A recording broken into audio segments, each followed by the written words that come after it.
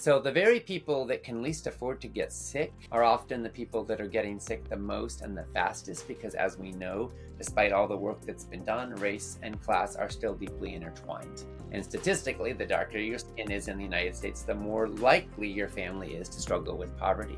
According to major studies, the economic impact of health disparities is vast, to the tune of over $450 billion a year.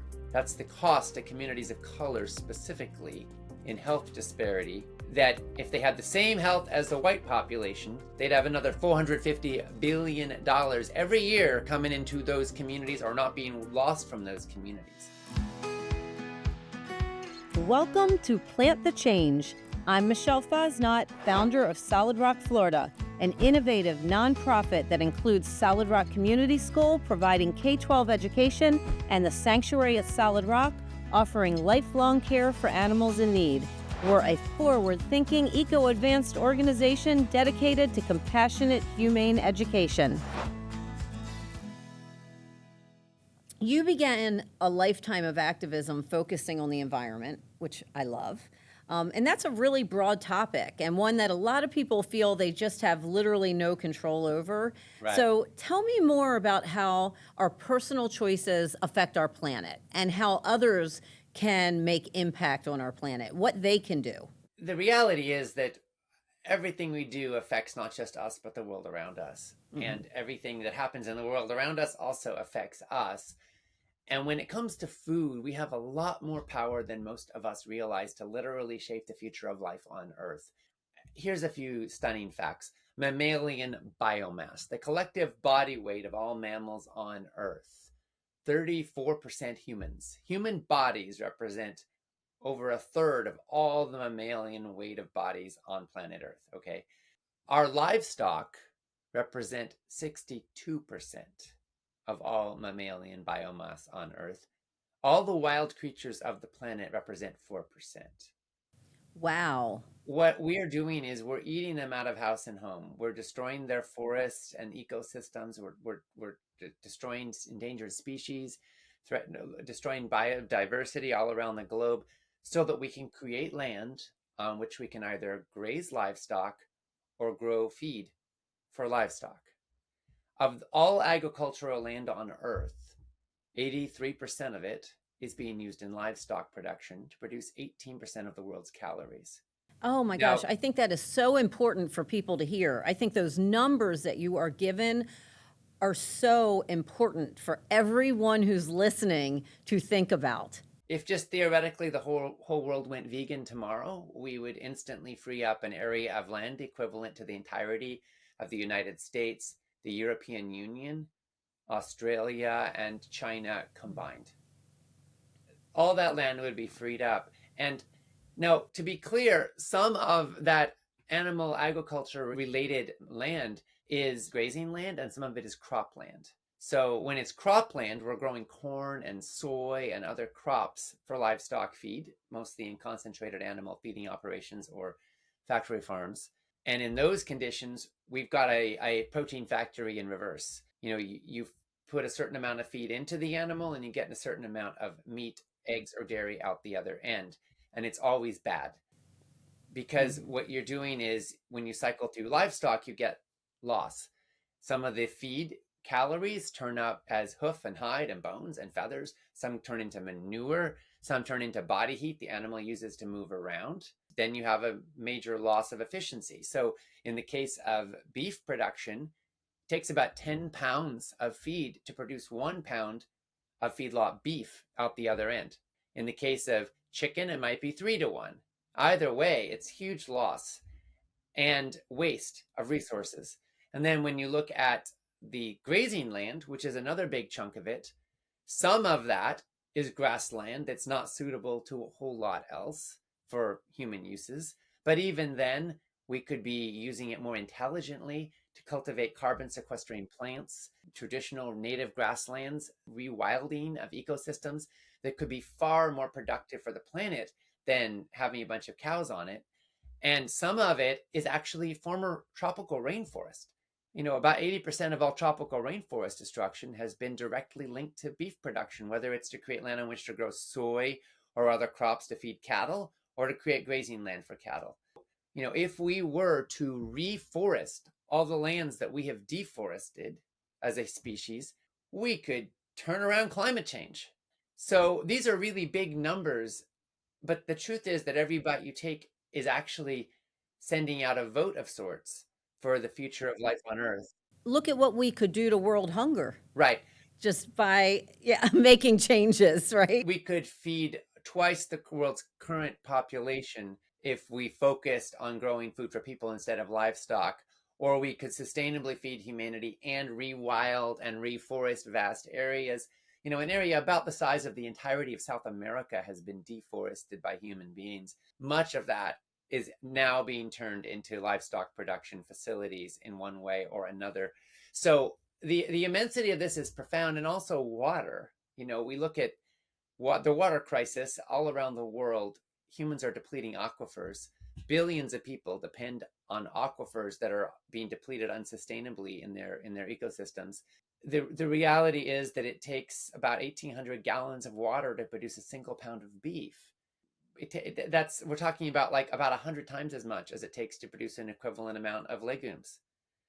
So, if we're interested in saving water, then one of the first things we could do is eat lower on the food chain.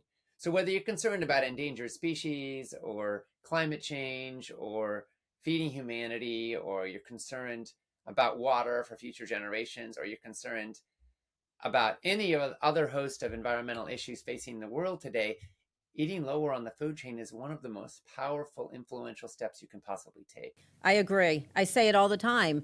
One change, one dietary change, it's a win-win-win. It helps our environment, it helps animals, it helps humans. One decision made by people helps so many things and can literally change our world.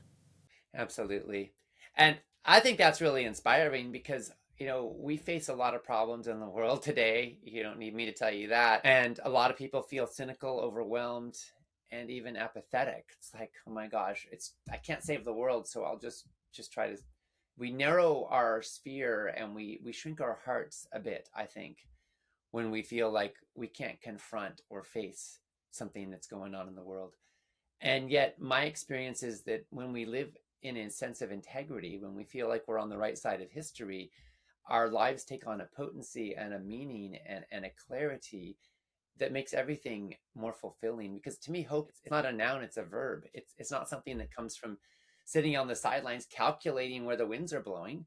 Hope comes from the actions you take and the choices you make. And when we choose to eat lower on the food chain, we can take huge steps to better our own health while also contributing to the health of the world. And I see a lot of people who, when they do that, they feel better about themselves. Hello, friends. You can help make a difference by liking, commenting, subscribing, and sharing the Plant the Change podcast. And you can visit us at solidrockflorida.org to learn more about Solid Rock Community School and the sanctuary at Solid Rock. Your support makes a real impact and helps plant the change. You can also become a sanctuary subscriber on any of our social platforms. Your monthly support helps provide food, enrichment, medical care, and the daily comfort our animals depend on. For only $4.99 a month, you'll receive exclusive private posts, behind-the-scenes videos, and eligibility for fun supporter giveaways. It's a small monthly gift that makes a huge difference in the animals' lives. Please subscribe today. How do you advocate for environmental sustainability with topics of social justice? So tell me how you see them as being related. Well, tragically, who bears the brunt most of all of pollution or environmental destruction or resource depletion? It's inevitably whoever is the poorest and the most vulnerable. Wealthier people can move if an area becomes uninhabitable. They can afford it if the price of food goes up. Poorer folks can't. Then we've got the fact that statistically, the poorer you are in the United States, for example, the more likely you are to depend for the majority of your calories on foods that are directly linked to cardiovascular disease, Alzheimer's disease, cancer, diabetes, and a host of other health problems. Part of how this shows up is along race lines. In the United States, African Americans are almost twice as likely to die of Alzheimer's disease than white Americans. Native Americans, similar statistics. Native Americans are more than twice as likely to suffer from type 2 diabetes. African Americans, Native Americans, almost all communities of color, vastly more likely to suffer from obesity, to die of heart disease. So the very people that can least afford to get sick are often the people that are getting sick the most and the fastest, because as we know, despite all the work that's been done, race and class are still deeply intertwined. And statistically, the darker your skin is in the United States, the more likely your family is to struggle with poverty. But here's the thing. According to major studies, the economic impact of health disparities is vast, to the tune of over $450 billion a year. That's the cost to communities of color specifically in health disparity, that if they had the same health as the white population, they'd have another $450 billion every year coming into those communities or not being lost from those communities. So if we're concerned about racism and economic opportunity, and if we want parity where everybody has a chance in life to thrive economically in their families, then we've got to look at the health disparity issue directly. And this is a spot where I think that food and health are among the most central social justice issues of our times. Because when somebody spends their elder years sick and needing care, their family is going to be taking care of them, and that depletes resources across the whole family. And then instead of leaving a nest egg to the next generation, they leave debts. And instead of spending their prime earning years accumulating more that they can give to the next generation, they spend them in the hospital or in home care, sick and dying and in pain. And so then we perpetuate cycles of intergenerational poverty. If we truly want a world where we put an end to this, where people can die in dignity and peace and young people have a fair shot in life, then I think that investing in the health outcomes of historically marginalized low-income communities and the ethnic groups that are the most negatively impacted by health disparities is a strategic intervention point. Now, how do we do that? Well, one thing we could do is called double up bucks, where you double the value of SNAP dollars or food stamp dollars when used to purchase fruits and vegetables. This has been piloted in communities across the United States. There's about 1 million people in the US in this program right now. What we find is that when that program is in effect, people buy more fruits and vegetables, they eat more fruits and vegetables, and they're healthier because of it. Now, another one is produce prescriptions. If somebody is diagnosed with type 2 diabetes, their doctor might give them a prescription for metformin. Their doctor might tell them eat better and not give them any guidance. The doctor probably doesn't know. But even if their doctor does know and say, oh my gosh, the studies are overwhelming, you should eat a whole foods plant-based diet, Mrs. Johnson, then Mrs. Johnson will not have any clue what to do. And it's almost like, here's a prescription for metformin. You go to the pharmacy to get that filled. Here's a prescription for whole foods plant-based diet. Good luck. Well, is Mrs. Johnson going to do it? I doubt it very, very much. Not based on what her doctor just told her. What if, however, she could say, Mrs. Johnson, here's a prescription for fruits and vegetables, and your insurance will pay for it. Go get your fruits and vegetables and recipes. And that might increase the chances, right? I love that idea. So produce prescriptions is where literally insurance pays for fruits and vegetables. And a study out of Tufts University showed that it was a cost-effective intervention for specific lifestyle-related illnesses like type 2 diabetes. But of course, all the benefits are positive. If you take metformin, you're going to have side effects. If you go on a whole foods plant-based diet, you're also reducing your risk not just of type 2 diabetes, but of heart disease and Alzheimer's disease and a host of other ailments. So I think those are a couple of intervention points, but there's a lot of others. We could end subsidies of commodities, crops, where we're essentially taxpayers are giving tens of billions of dollars in subsidies that are in effect bringing down the price of high fructose corn syrup and factory farmed animal products and white bread. Instead, if we're going to subsidize anything, let's subsidize healthy food, especially in low-income communities. Let's support community gardens, school gardens, growing food in the communities that are resource impoverished, and job training and job support in healthy, wholesome food systems. Building a healthy food economy and investing in it, and treating our farm workers with respect, and treating the food producers with respect, so that everybody through the whole chain can live a decent quality of life. Awesome. Awesome. Something I want to add to what you're saying, because I love every word that you've said. As a school, we can't qualify for the National School Free and Reduced Lunch Program because we serve a 100% exclusive plant-based lunch menu. And because of that, we can't qualify. And so we have low-income families in our school who should be able to qualify for that service, and they cannot because we won't put animal products on our menu. So that really falls into the things that you were just talking about. And I think that that's an issue as well. And we really need to look at how these things are being handled and figure out where we can make change. And it's something that I'm dealing with all the time. And you are clearly thinking about it, talking about it, and trying to find creative ways to combat these injustices that occur. It's really, really a difficult, challenging situation. It is, and you're so right that schools are a critical leverage point, and in so many ways, and school meals are where this is a spot where for low-income families, the school meal program is a critical lifeline. For some kids, it's the only solid meal they get. So having it be healthy and nourishing is critically important. And for all of our kids, when they're eating in schools, they're being indoctrinated. Just like they're learning from their books, they're also learning from cultural norms, and they're learning what foods they should eat. And if a school tells them that Cheese Whiz and cheeseburgers are food that they should eat with a Coke on the side, then they're going to normalize that. And guess what? That's going to become likely a eating pattern for the rest of their life. But if they can eat some broccoli and some lentils and delicious sauce and a peanut sauce on top, like, they're going to learn that.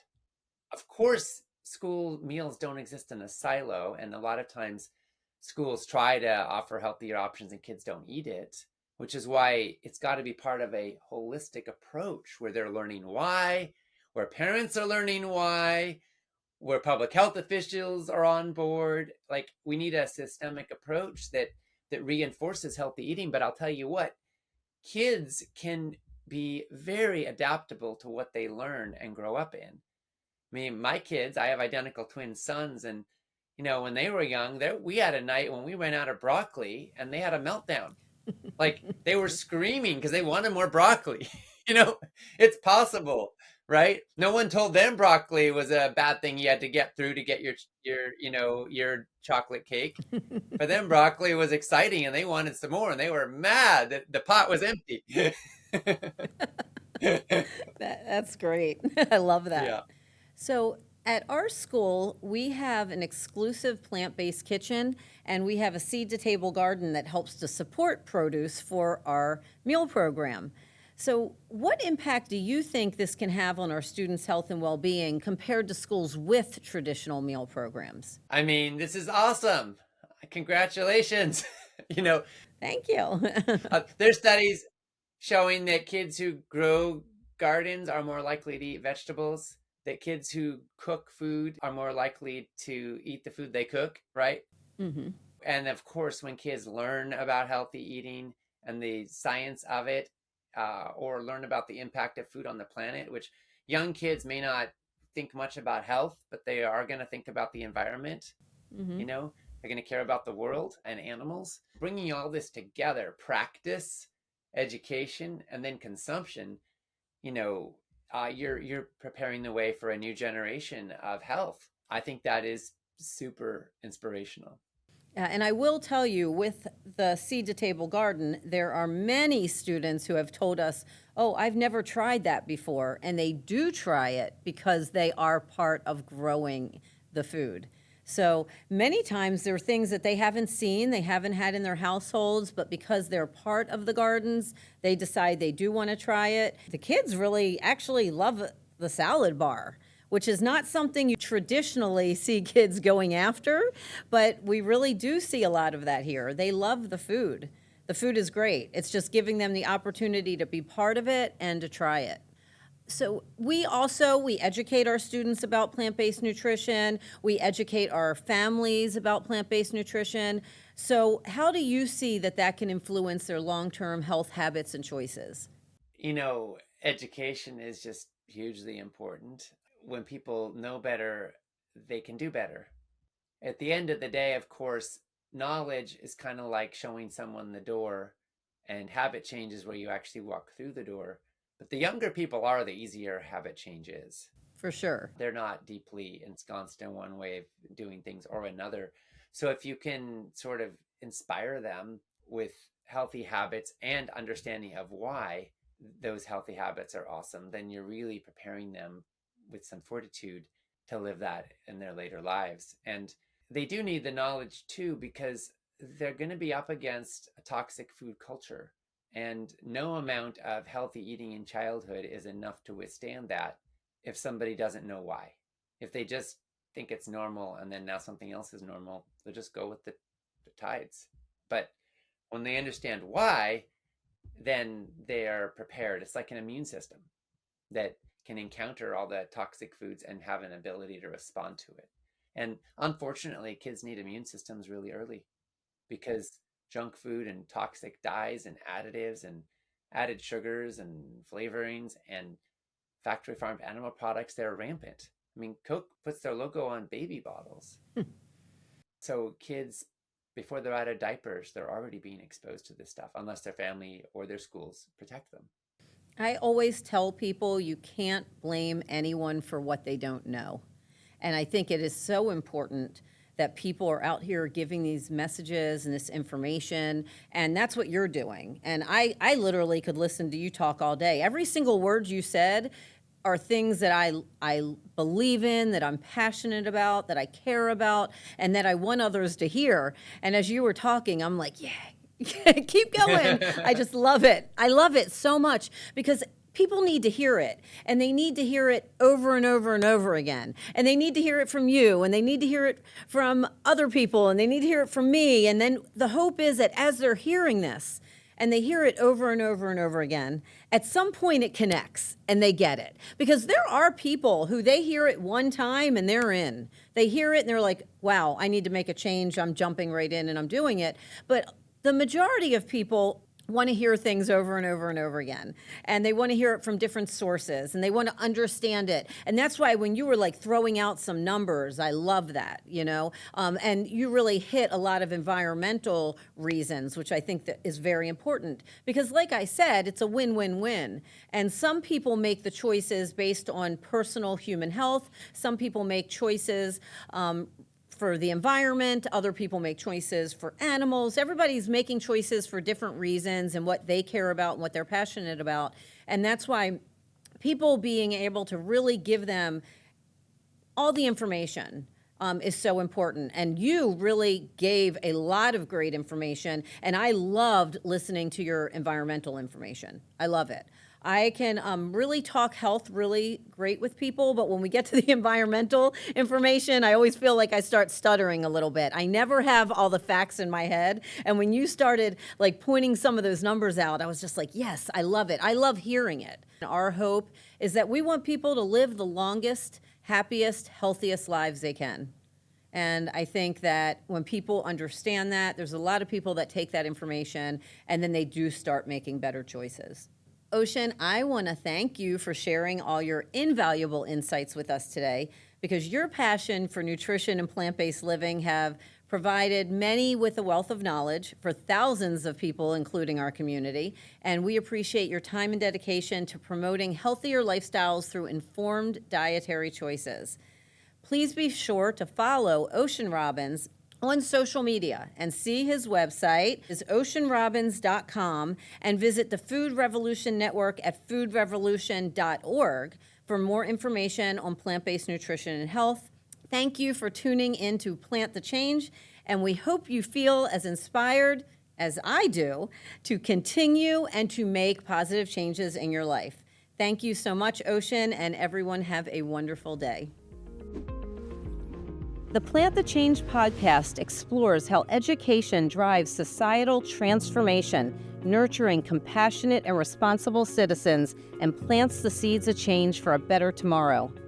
At Solid Rock, Florida, we're a nonprofit committed to compassionate, humane education, an approach that blends academic excellence, ethical responsibility, and emotional growth.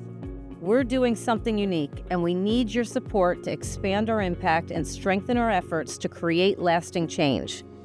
Visit solidrockflorida.org and click the donate button at the top of the page to see our current initiatives. You choose where your contribution goes, and every tax-deductible donation, no matter the amount, is greatly appreciated. Show your support and stay updated on future episodes and initiatives by following Plant the Change on YouTube and Solid Rock on Facebook and Instagram, at Solid Rock Community School and